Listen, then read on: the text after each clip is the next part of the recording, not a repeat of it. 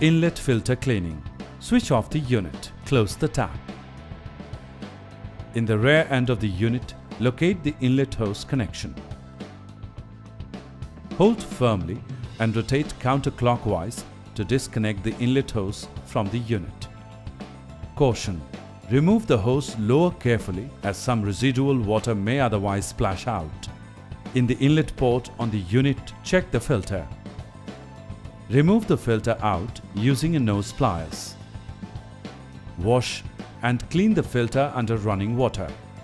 Use a brush to clean the filter. Refix the filter back into the inlet port.